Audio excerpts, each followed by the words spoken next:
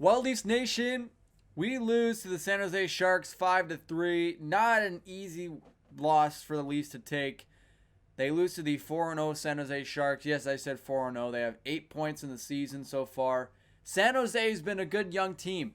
They played pretty well. They've had some good young kids come in and play well for them. Their defense has been pretty good so far. And Adin Hill has been one of the best goaltenders in the National Hockey League. So it's safe to say San Jose's headed in a very good path. The Maple Leafs, on the other hand, are 2-2-1 now and are headed in a path they're probably not so happy with. So we got to say one thing as the Toronto Maple Leafs fans. It's early. What is up, guys? My name is Nicholas Garcelle. Welcome back to another video. Toronto Maple Leafs lose 5-3, as I just said, at Scotiabank Arena. This one was not good. Starting with the second period, no goals in the first frame, so we head to the second period. Logan Couture picks up the puck and scores on the play. Second of the season for Logan Couture. Marc-Edouard Vlasic would assist on the play, and Logan Couture with 2:31 into the second period has the Sharks on the board. But Wayne Simmonds locks it up to Pierre Engvall in front to Jason Spezza, scores on the play. Jason Spezza with his second of the season, and the Leafs, 3:27 into the period, have tied it up. But Timo Meier comes back and scores on the other play, going back the other way. His second of the season, Timo Meier, and it is 2-1 for San Jose. Chance here for the San Jose Sharks in the Leafs' end. It's not going well. Ondrej Kase blocks a shot, steals the puck, goes on a breakaway. Ondrej Kase moves right, moves left, backhand, scores. Ondrej Kase, his first of the season, takes out the referee as he gets out of that corner, but everyone was okay. The ref was good. Ondrej Kase was good after a little bit of shakiness on the bench later. He got back up. He was okay. Leafs tie it up 2-2. Erik Karlsson then unleashes a bomb. Erik Karlsson with his second of the season. He absolutely lit up Mr. Michael Hutchinson. Top right corner, perfectly placed. 3-2 San Jose. Start of the third period. And Dahlin, 25 seconds in. Tic-tac-toe, bang! Dahlin right in front of the net. A quick in and out of the net goal by Dahlin. It is 4-2 for the Sharks. The Sharks had to worry about one man in particular with 13:39 into the period. John Tavares! A shot by William Nylander on the one-time pass from Jake Muzzin. Rebounded in front off the pant of John Tavares. If it goes in, it goes in, and it did. John Tavares was first of the season, and Logan Couture would finish the game off with an empty netter at the end. The Leafs lost this one, of course. The 3 stars, Ondrej Kase, gets his first 3-star appearance of the season with a goal and a plus-minus of 1 with time on ice at 12:16. Timo Meier, 1-1 on the night with a goal and an assist, 3 plus-minus, and a 16:35 at time on ice. And Logan Couture, 2 goals and an assist. He was +4 on the night, ladies and gentlemen. That is a dangerous man. 17:04. Logan Couture is having a very good season so far. Michael Hutchinson, 30 shots against, 4 goals against, 26 saves, and a save percentage of .867. Michael Hutchinson with his first loss of the season. And Adin Hill, 33 shots against, 3 goals against, 30 saves, and a .909. I think Ray Ferraro and Gord Miller talked about this in the booth. The SJ Sharkies had a bad year last year. They have good and bad years. The reason for that most of the time is their goaltending.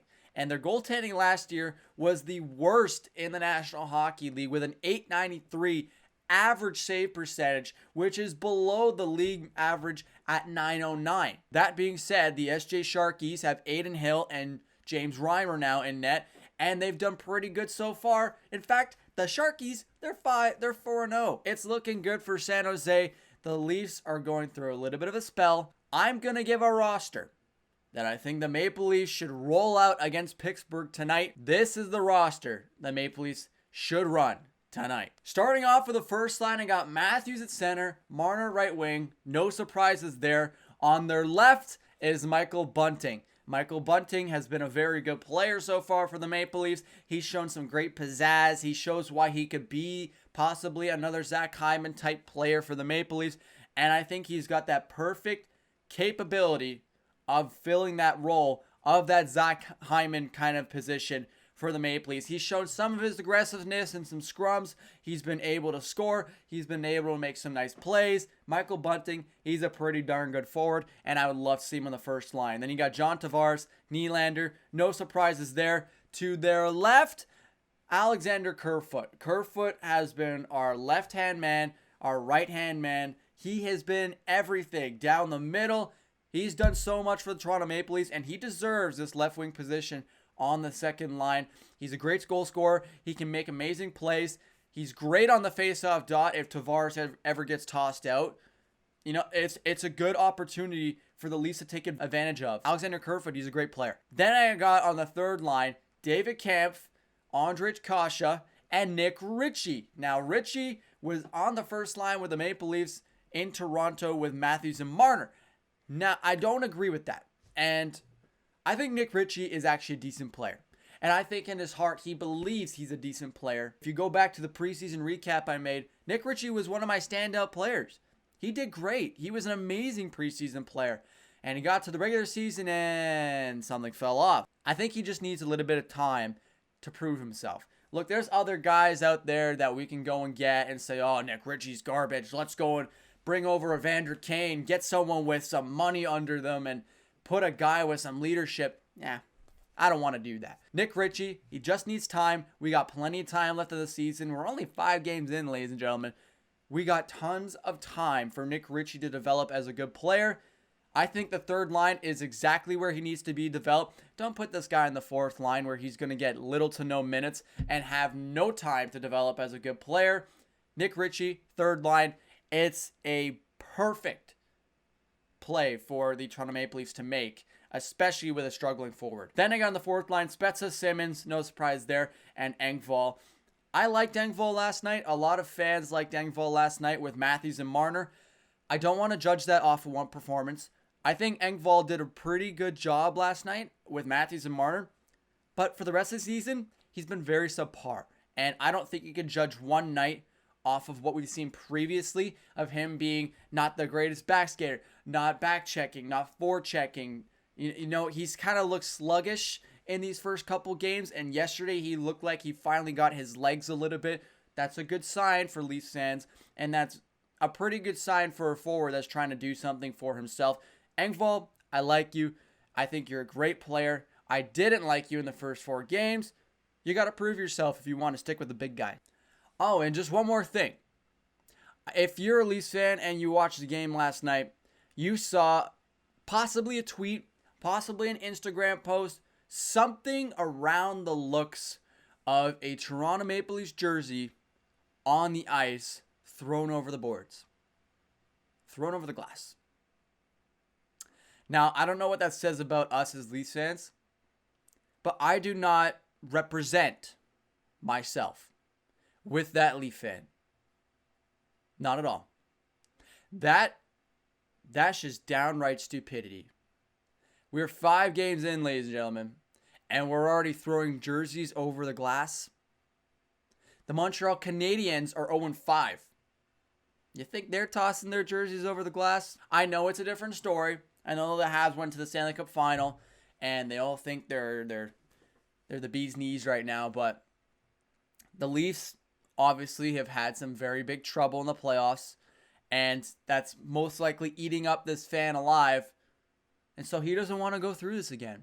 That's fine. Throw your jersey over and don't watch it again. Don't watch hockey.